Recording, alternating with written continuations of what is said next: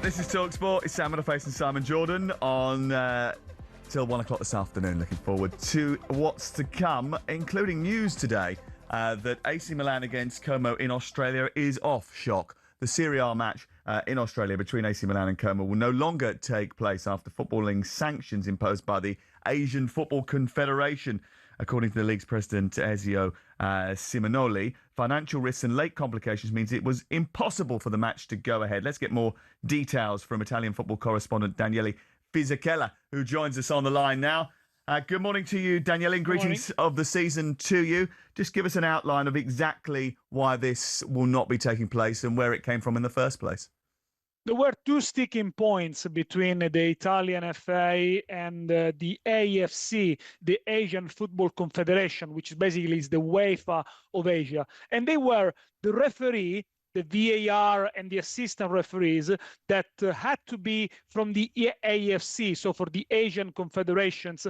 And initially, the Italian authorities didn't want that. They thought the integrity and the regularity of the Serie A championship could have been a compromise, of course, by not having an Italian referee there.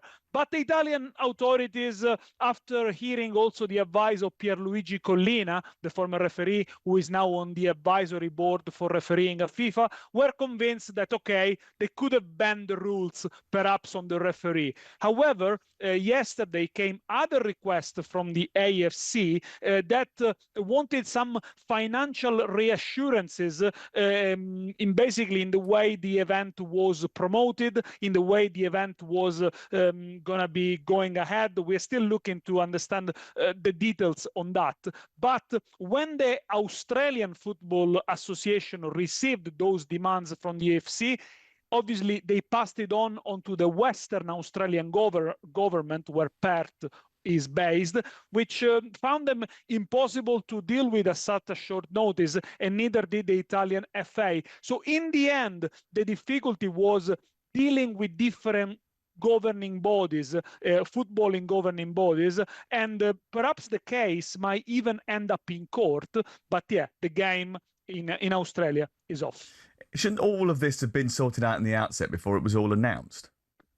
It should have been, and in fact, as early as last Thursday, Ezio Simonelli, the chairman of Lega Serie A, announced in front of the cameras that the game was going to go ahead. I think the Italian authorities have jumped the gun.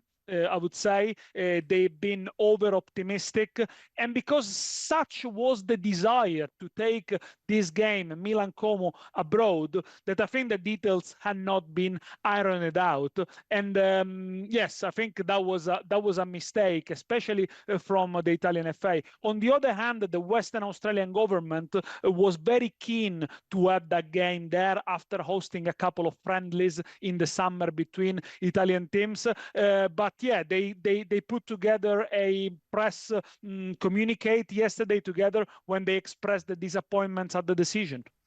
With this and the Villarreal Barcelona game that was supposed to be in Miami being kiboshed as well, I mean, do you see that this is like, is it just too complicated to take these games overseas? Is this the end of it? No, I don't think it's too complicated, but I also think there's a lot of resistance from the actual communities in which these countries inhabit. When I was in America and I was talking to the MLS, Charlie Stilintano is one of the leading voices in America for getting a game played in America. He's of Italian descent. He's been involved with relevant sports. They're the ones who pushed back against the objections, the legal requirements the FIFA had, and overcame them, which removed FIFA from the equation in terms of blocking overseas games being played at a domestic level in foreign countries. He was in charge of the ICC, was it the International Champions Cup, which they play sometimes in America. But interestingly, talking to the various, I mean, the MLS sort of looked at it and said, well, we don't mind, but US Soccer didn't quite like it. And I think some of these countries, the actual football authorities are not entirely comfortable with teams coming from Europe that are of far higher quality than the indigenous teams, and playing football in front of fans in America that are used to watching a different level of football. So I think there's a little bit of resistance there.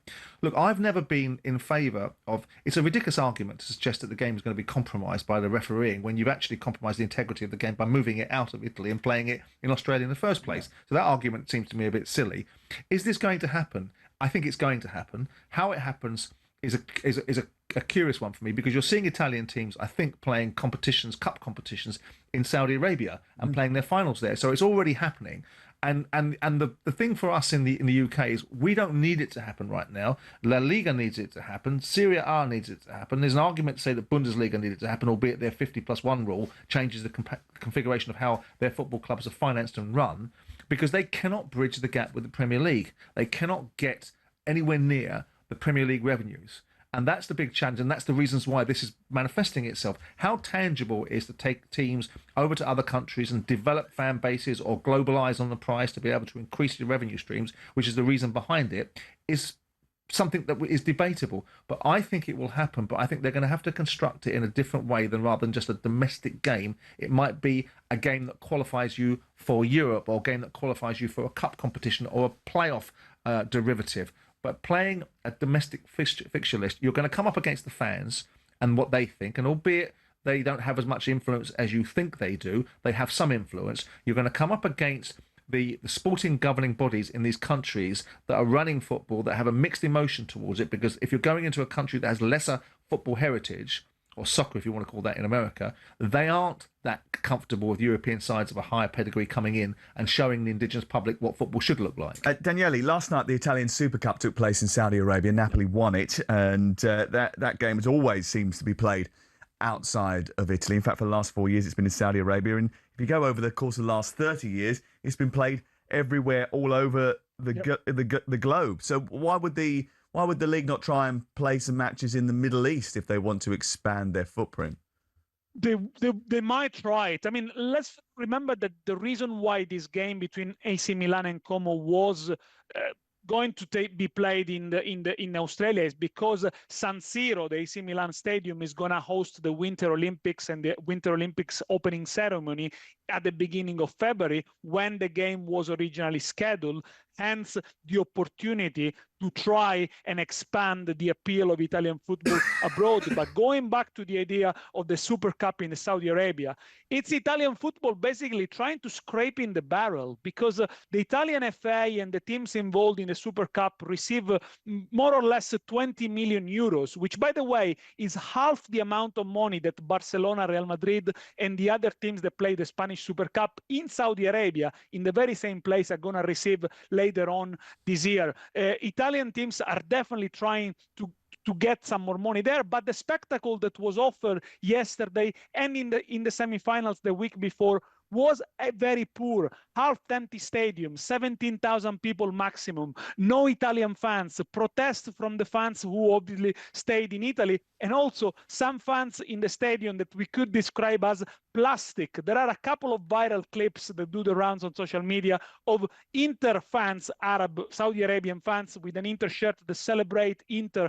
missing a penalty, and a couple of fans shouting Forza Milan wearing an Inter shirt. So obviously, the appeal of Italian football is quite broad, but I would say probably the marketing and the selling of this hasn't quite worked. What fascinates me is the sort of desperation that these federations have to try and take games abroad to try and generate more interest. Surely the way to generate more interest is following the sort of the idea of the Bundesliga, where they make everything seemingly available online to everyone, so you can watch the people that play the game in the Bundesliga. So it becomes something that you're almost used to watching and you want to use it. You have to build the brand over a period of time, don't you? Sure, but I mean, if you look at the Bundesliga, they're giving away their rights for free. Yeah, because they want people to watch it. Yeah, but it's a long-term idea. That's a wonderful idea, but if you give people something for nothing, they'll value it nothing. So you have to be careful what you give away for nothing. I've always believed that. So how do you build the brand then? Well, the challenge is that they have a brand. La Liga has a brand, Serie A has a brand, Bundesliga has a brand. But it's on the way down rather than up. It's not on the way down necessarily. It's being completely dwarfed by the Premier League.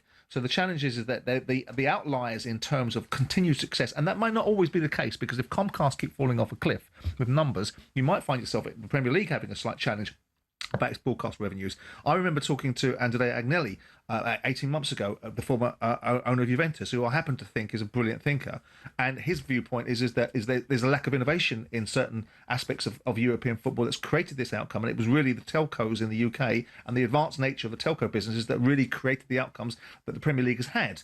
So there's not a desperation. It's called innovation. It's called thinking. They're trying to create outcomes rather than sitting on their hands and complaining about something. They're trying to find different ways in a globalized sport that is a legitimate globalized sport, to find ways to create more revenue, because unless you're going to stop this gravy train of player costs and player salaries, every league is going to have to keep on trying to find ways to innovate and to generate more revenue. It's short-term gain, isn't it? Taking the games to Saudi Arabia, and as Daniele has pointed out, with not real fans in the stadium and almost plastic fans saying the wrong thing, wearing the wrong shirt, cheering the wrong moment, is just a short-term do you think fix. It's not plastic throwing German TV rights at Mark Goldbridge or Gary Neville on the overlap? Because you think a few British fans might. I think that's part of the strategy, actually, to make sure that you drip feed the footage of those big moments in the Bundesliga into a different market to make it more attractive to people.